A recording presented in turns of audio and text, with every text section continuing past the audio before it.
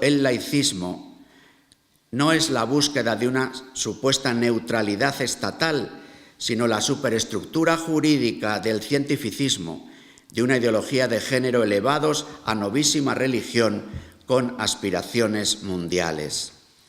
La ideología de género ha podido ver la luz cuando la ciencia, la tecnología en realidad, ha hecho posible la separación entre sexualidad y procreación, y cuando esta misma tecnología permite liberar a la mujer de la maternidad y a hombres y mujeres de la estrechez de una orientación sexual masculina y femenina. Para poner en práctica este programa es preciso que las leyes públicas estén abiertas a todas las posibilidades que ofrece la tecnología, sin más limitación que la formalidad jurídica, que el respeto del procedimiento y a veces ni eso. Esto ha ido ocurriendo porque en el camino del tiempo moderno la ciencia emergente ha ido elaborando una especie de esperanza intramundana, dejando fuera el reino de Dios. El aburguesamiento de las revoluciones burguesas, de la Reforma luterana, de la Revolución Francesa, de la Revolución marxista, hace posible que salga a la luz la verdadera y definitiva revolución, dicen algunos, que anidaba en ellas, la dignidad que permita cumplir ese deseo tan antiguo: seréis como dioses. Y desde ahí las propuestas que se nos hacen. Solo quiero comentar cómo el formalismo jurídico, quizás por la especial actualidad entre nosotros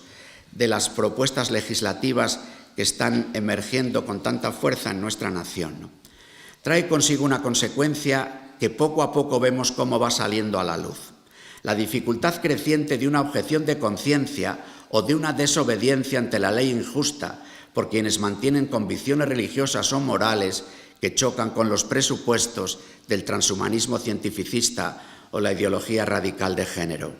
Los tres niveles de la revolución coinciden. Si el transhumanismo restringe al hombre a mero cuerpo y toda reforma interior se reduce a la manipulación biológica, genética, cibernética, la objeción de conciencia sobra porque la conciencia es colectiva y heterónoma. La conciencia es la ley aprobada por los representantes del pueblo soberano, la ley meramente positiva, que es la forma del Estado laicista. Si la opción de género llega a ser un derecho humano, ¿qué profesional podrá negarse a colaborar en un aborto o en un cambio de sexo o en un matrimonio homosexual sin dañar el derecho de quien opta y exige esa ayuda especializada? Son como 25 siglos tirados por la borda desde que escuchábamos a Ezequiel decir que Dios había abolido que la culpa de los padres la pagan los hijos hasta la cuarta generación, en una especie de responsabilidad que ha pasado de la conciencia de cada uno a una conciencia colectiva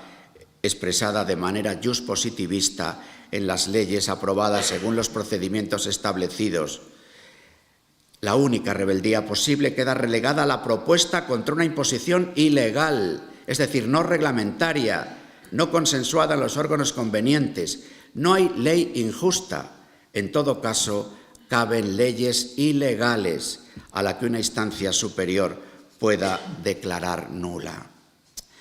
El gran obstáculo para esta última revolución es la Iglesia Católica,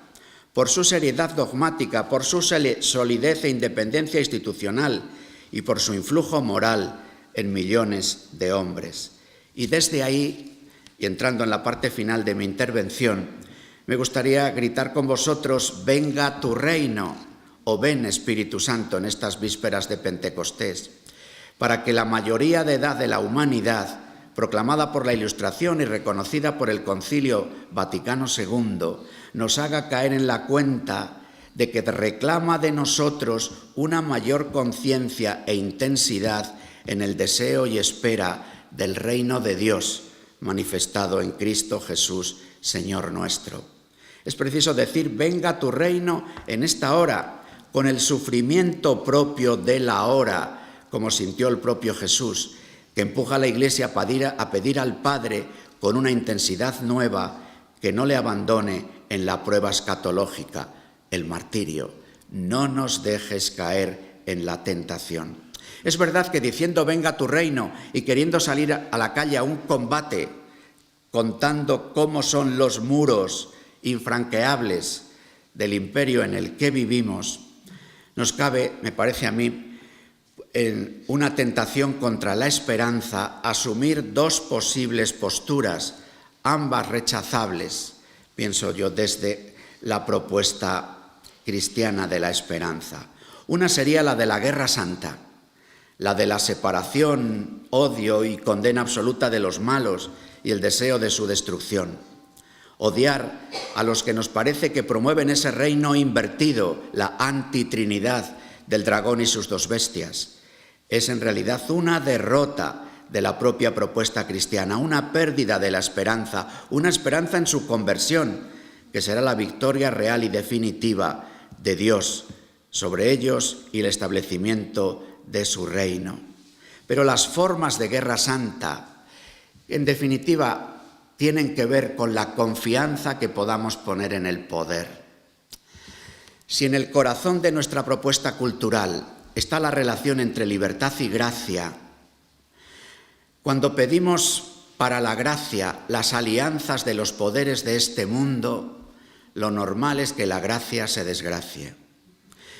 Esto nos cuesta vivirlo porque llevamos mucha inercia histórica, viviendo de una u otra forma expresiones de iglesia situada en la sociedad que pudiéramos llamar, si me permitís, que puede ser una simplificación, pero para entendernos, de un cierto nacional catolicismo. Más aún, los más laicistas, los más anticlericales, los que miran a la Iglesia con singular desconfianza, su mirada está atravesada de una precomprensión nacional católica. Entonces estamos llamados a buscar que resplandezca la gracia, a buscar caminos que en definitiva expresan las virtudes de Jesucristo, de humildad, pobreza y sacrificio. Para salir al combate, sí,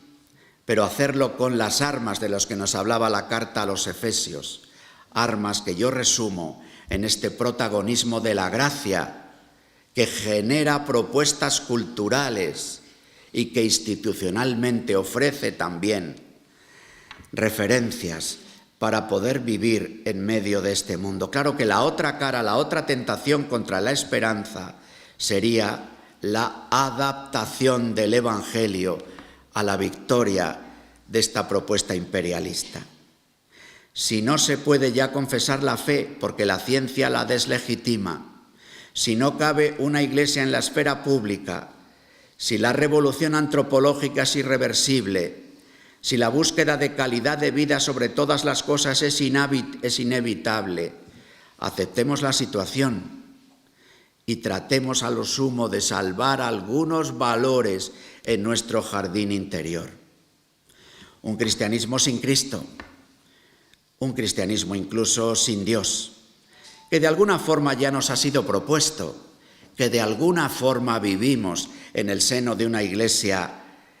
con unos componentes altos de secularización interior. Porque si el Evangelio de Jesucristo se ha quedado en el pasado y tiene vigencia solo como un conjunto de símbolos estimulantes que además produce productos culturales valorables económicamente, desde nuestros edificios a nuestras celebraciones, a nuestra manera de vivir o de ofrecer la Navidad o la Semana Santa. Así, hermanos, somos llamados a proclamar la confesión de fe con toda su verdad, invitar a la petición de perdón por el pecado, oponerse a la inmoralidad y ofrecer la propuesta del Evangelio. Una propuesta del Evangelio con estos rasgos. En esta hora es central anunciar a Dios, hablar de Dios, sacar a Dios del armario, hablar de Dios, presentarle, contar con su gracia para poder amar en toda la verdad y ofrecer lo que la gloria de Dios significa, que es el resplandor de su verdad y el esplendor de su verdad y el resplandor de su bien. Pasar de una época defensiva o de gestión de los restos o de acompañamiento de lo que se acaba a una época de propuesta, del atractivo del Evangelio y de la vida cristiana. Ofrecer de manera humilde, pero al mismo tiempo sin miedo, el Evangelio del Señor. Hacerlo, como dice el Papa Francisco, en una pastoral cuerpo a cuerpo,